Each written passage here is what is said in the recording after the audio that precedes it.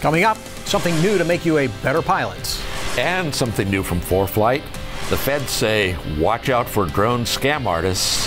And bringing a wooden wonder back to flight. AOPA Live this week begins in just a moment. Celebrate 20 years with Sonex Aircraft by building and flying your dream. Quick handling, fun, and capable kit aircraft models to suit your flying passions. Get the best performance per dollar with Sonex Aircraft.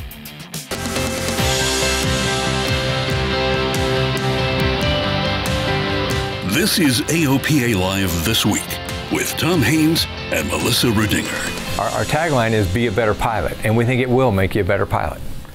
It's something you have to do anyhow, so why not use it to make you a better pilot? Hello, and thanks for watching. I'm Warren Morningstar. Melissa is on assignment this week. And I'm Tom Haynes, and what we're talking about is something brand new from the AOPA Air Safety Institute.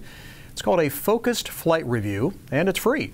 Focused Flight Review program is a comprehensive flight review program that's easy and it's fun, and we think it'll make you a better pilot. As you probably know, the flight review is really the only requirement that we have to go back for the FAA to demonstrate our proficiency every couple years or so. And so we've known for a while that this is something we really wanted to make more robust, more engaging, more fun, and help pilots improve their skills. There are 6 different focused flight reviews, each designed to improve your skills in a particular area. And so we have the 6 different profiles that are almost like a college major. You know, you got your 2 years of course study, and then you can go out and focus on stuff. And that's a way to think of these focused flight review profiles.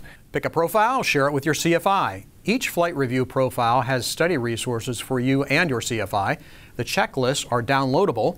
You and your CFI have a complete guide that will turn your flight review into a learning experience that will make you a better pilot. And I want to stress, it's not just for a flight review. If you're looking for something to do, you haven't flown for a while, and you say, man, I really want to improve my skills.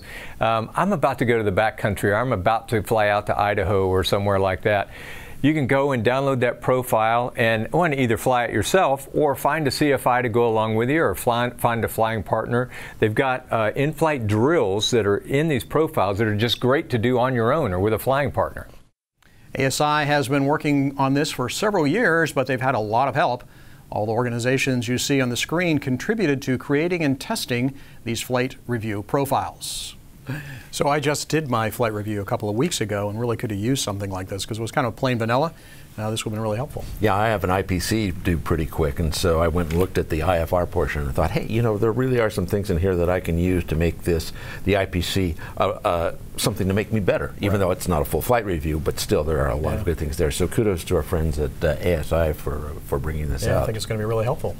Well, and how about this? Hawaii aircraft owners will no longer be charged as criminals for such things as a bike in the hangar. Oh, such an offense. So that is really terrible that you'd have a bike in your hangar. Yeah, there's some real scofflaws out there on Hawaii, I guess. Well, yeah, as hard as it is to believe, Hawaii wasn't so much of a paradise for pilots. Even parking your aircraft in the wrong spot could get a criminal citation from the hangar police. We have a couple of attorneys that have airplanes, and they've had, you know, a couple of boxes of papers in their hangar from other islands when they did work on other islands that they left in their hangar during the inspection. They found these boxes of legal documents with their names on them. They wrote them up as being illegal to be in there, and of course got a citation. When AOPA got involved, we realized very quickly that there was a major injustice happening. Hawaii was the only state that was issuing criminal citations for airport violations. It's taken several years to reverse this injustice, and it's been pretty hard on pilots. Such a criminal conviction could destroy the career of an airline pilot, for example. A conviction for something as simple as leaving golf clubs in a hangar. But Hawaii's governor has just signed a new law to decriminalize minor airport violations, a law passed because of the persistent efforts of AOPA, the Hawaii General Aviation Caucus, and many other organizations. Couldn't have been done without AOPA and NBAA and the EAA and many people out here in Hawaii that are affected by this every day. Like I said, it's taken a lot of time, a lot of testimony. It has taken 3 years since we started trying to change this one law to actually get it done, and we really appreciate the help especially from AOPA. It would have never happened without them. All right, and Tom, as you know, FAA came out with some guidance a while back about, non-aeronautical use of hangars and what you could and could not do. And Melissa says it's pretty good guidance, so now she's going to be working with the Hawaii Department of Transportation to come out with a GA handbook, which will include the guidance as to what you can do with your hangar, and maybe we'll get rid of some of those scofflaws in Hawaii. Yeah. All right, there's particularly bad pilots out there doing those kinds of things, keeping a bike in your hangar and all. Meanwhile, AOPA is working to clarify how VORs that have been taken out of service are labeled. Some of them had been referred to as decommissioned since they still appeared on charts. That can be confusing. We pushed to have them labeled as out of service. That's how they will be referred to from now on. Like this VOR DME in Galena, Alaska, you can see it's still on the sectional, but the frequency is hashed out. AOPA has also been working with airport managers. We want to make sure they are getting critical information to pilots as part of the NOTAM task force. We've often found NOTAMs issued that are listed as permanent. That publishes the info, but AOPA would like to see the airport managers request that permanent information be updated on the FAA publications and charts. That'll make it easier to find and avoid situations like this one in Renton, Washington. There was a NOTAM out that the NDB was decommissioned. That NOTAM expired after a period of time. The NDB is in fact no longer online, but you can't tell that from the sectional or the TAC. It's still on the map. With the NOTAM expired, pilots have no way to know it's gone without trying to use it. And the FAA isn't finding it so easy to fix the runway incursion problem. The Department of Transportation Inspector General has just issued a report that the FAA has completed less than half of the initiatives first proposed back in 2015. Runway incursions still remain an issue, up about 80% since 2011. Now, a lot of that may be due to better reporting. Still, some of the initiatives are still undone, and they involve technologies like Datacom that won't be available for taxi instructions until 2026. For all of us general aviation pilots, the AOPA Air Safety Institute has a runway safety course, and it'll run on your iPad too. But keeping track of aircraft and vehicles moving on the airport is nothing compared to figuring out who's flying a drone and what their intentions are. And so, yet another Washington meeting where the Fed said they have to have electronic IDs on all drones and RC model aircraft, and they want the law changed so that model aircraft are no longer exempt from a lot of the drone regulations. The main challenge right now that we and our security partners see is really about identifying friendly, compliant drones from non-compliant drones, those who are just clueless and careless versus those who have hostile intent.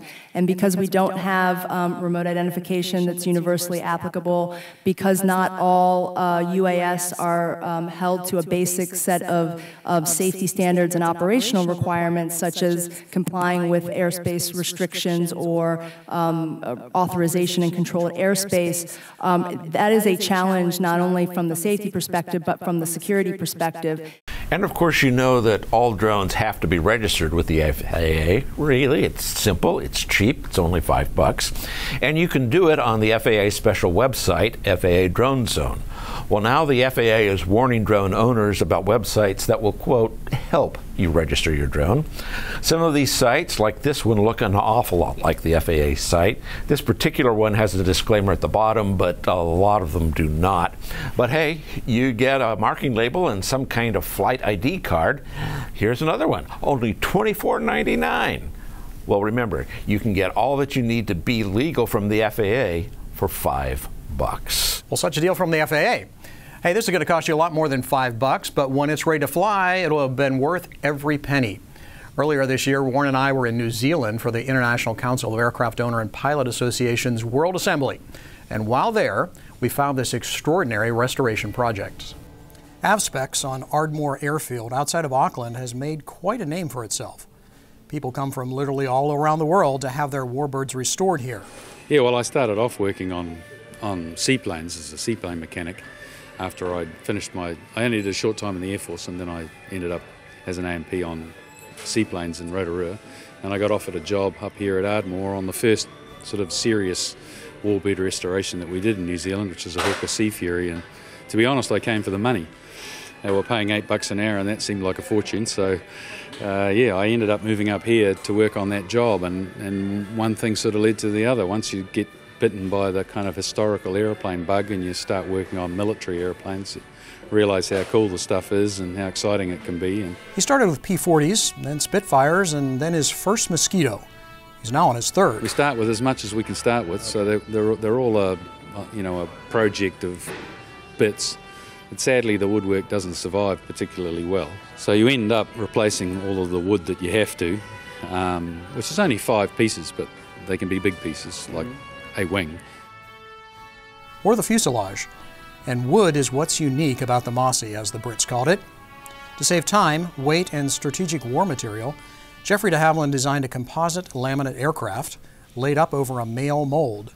So you have a bulkhead like this that fits in a slot in the male mould, and then you put plywood, like this inner skin of plywood, down over the mould, screw it down onto the bulkheads, and then make a sort of picture frame out of spruce, laminated spruce. It's laminated on this end.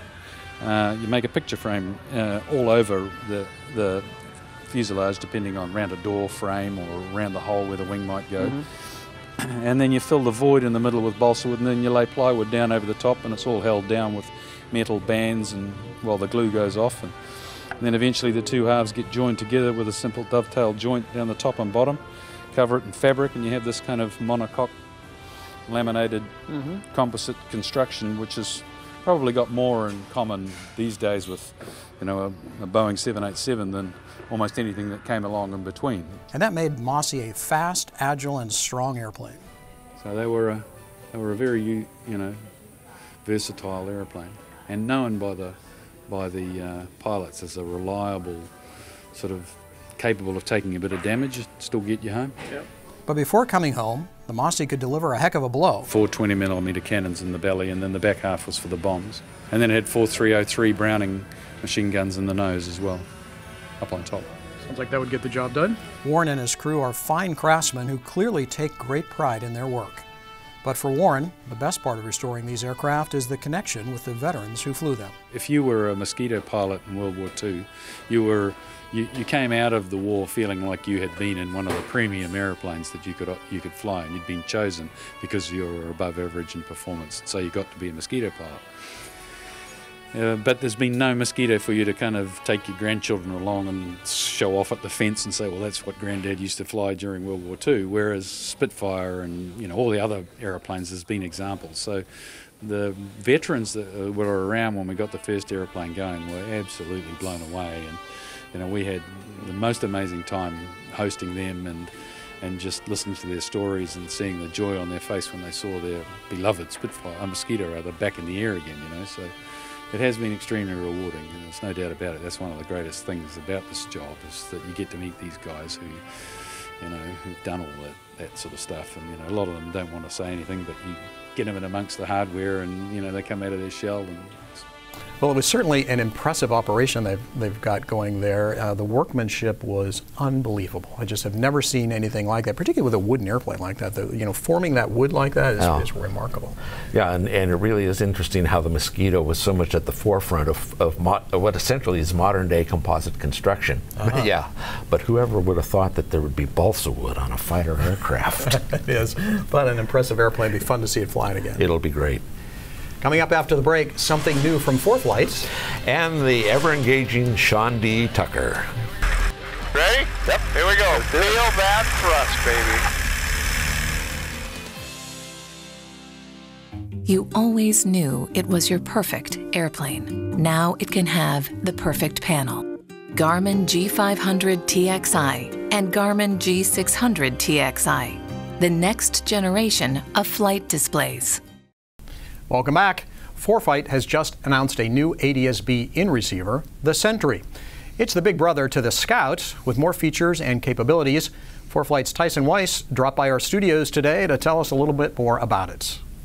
So with AirVenture coming around, there's always lots of new products showing up on the horizon. And with us today is Forflight to talk about their newest product. So Tyson, welcome. Thanks, Tom. So we've got a new ADS-B in receiver.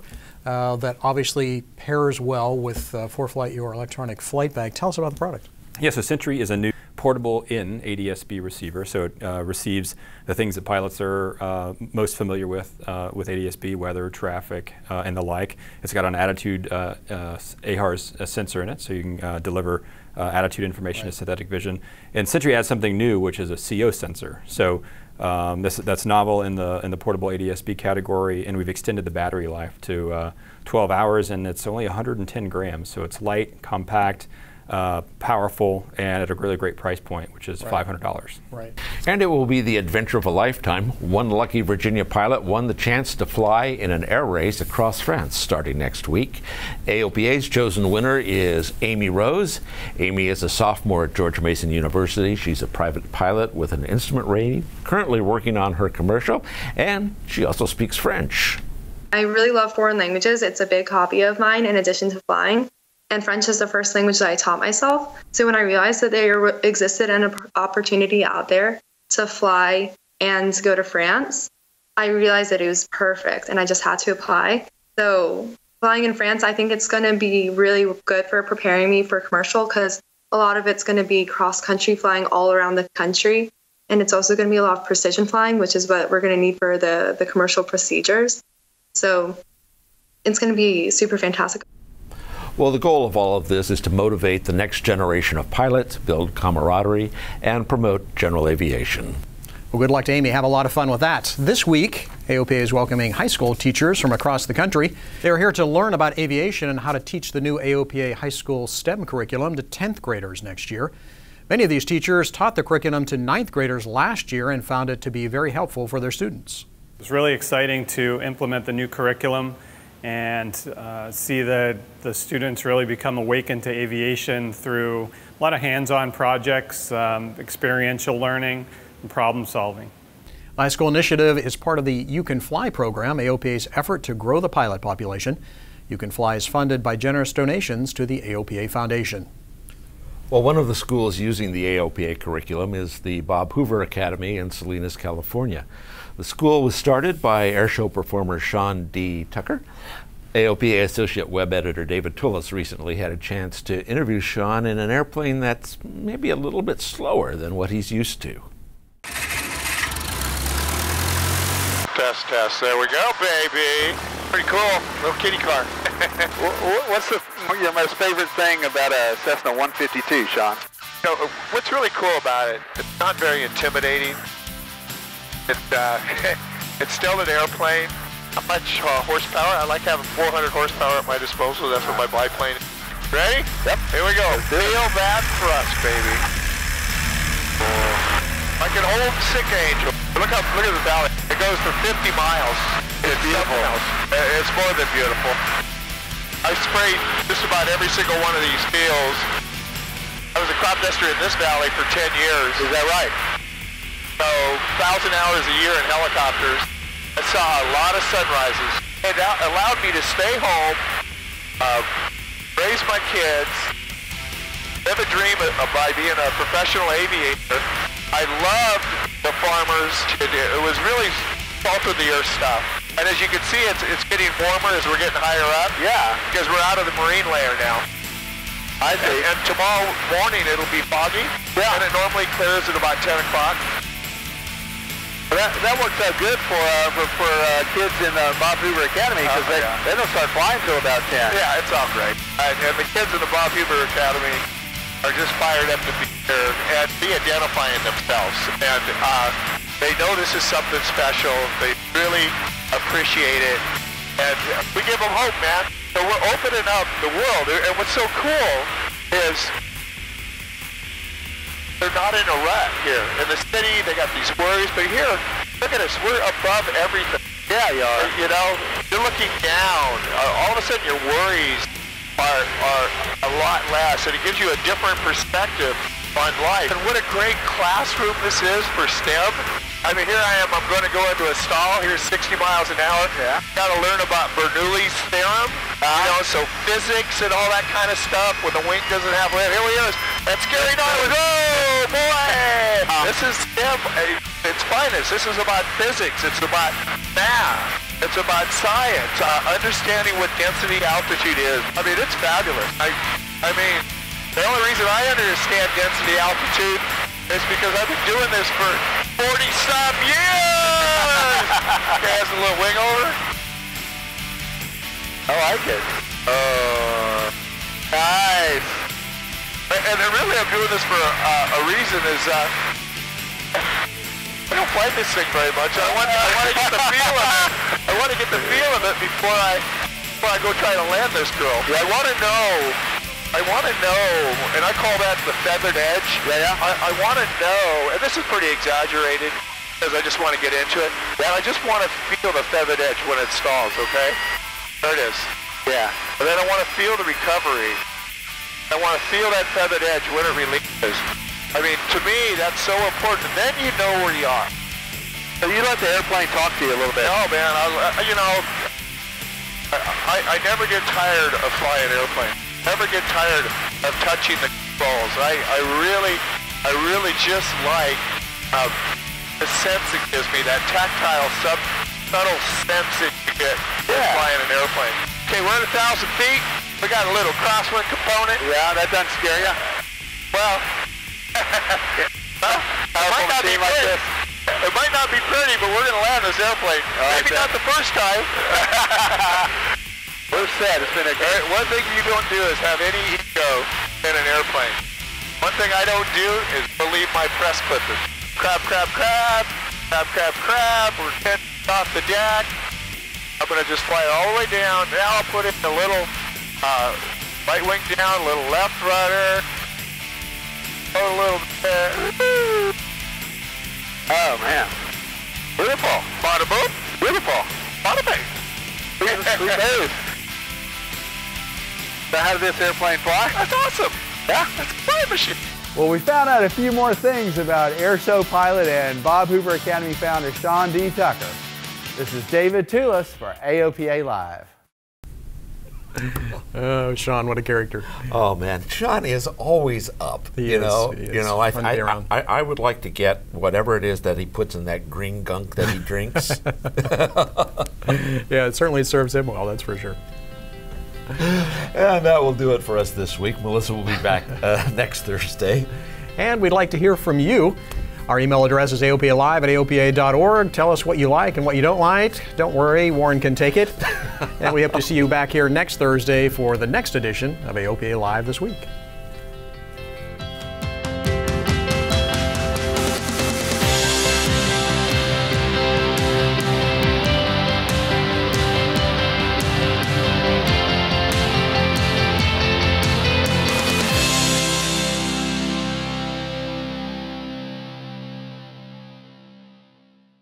Here at You Can Fly, our sole mission is to get people flying and keep them flying. Each of our 4 initiatives is designed to reach pilots at a critical point in their journey. Please don't let general aviation fade away. Support the AOPA Foundation and the You Can Fly program.